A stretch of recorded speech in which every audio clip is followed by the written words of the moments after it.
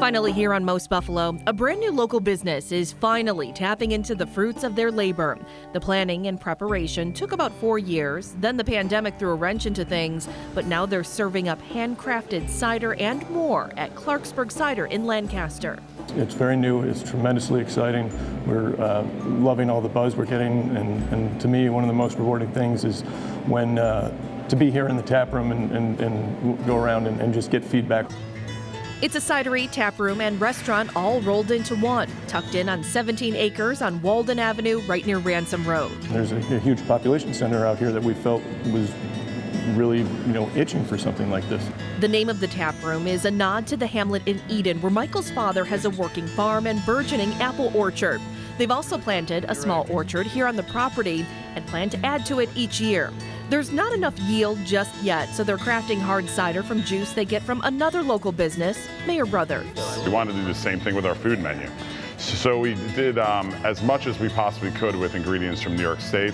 We've worked with a bunch of local farmers. We've worked with a bunch of local purveyors also to try to source as much product from New York State.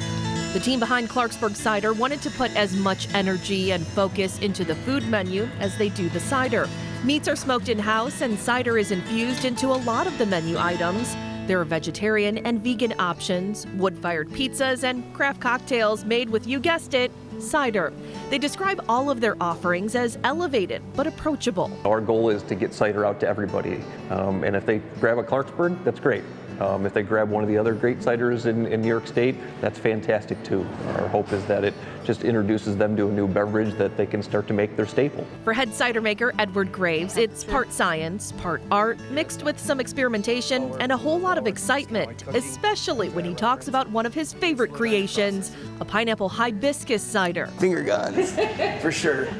Okay, so obviously the finger guns, that's a popular one. How in the world did that come to be? I'd always wanted to use hibiscus. I always thought it was an interesting ingredient. I didn't know how much to use, and that's the truth behind it, and it comes back to that just kind of winging it thing. Fake it till you make it, right? Yeah, absolutely. I say it all the time. He's working on a new seasonal for winter, which will be announced in about 2 weeks. And if you think hard cider is only sugary sweet, you'd be wrong. They're semi-sweet and dry, and they're using these barrels to get different flavor profiles like tequila, wine, and whiskey. It's taken us 4 years, but it's been an amazing process. We've learned so much along the way, and that passion just comes out because we're so excited to finally be able to show it off. There's a huge outdoor patio, lawn, fire pits, and it's dog-friendly, complete with a doggy water fountain. We're looking at you, Most Buffalo Fur Squad. You don't have to put on a 3-piece suit and come down. You can bring your dog, you can bring your kids, and still enjoy a really nice meal. Because at the end of the day, that's what it was supposed to be all about. They're now open Wednesday through Saturday. We've got more information waiting for you at WGRZ.com. That does it for us here on Most Buffalo. We're back here tomorrow at 4. We'll see you then.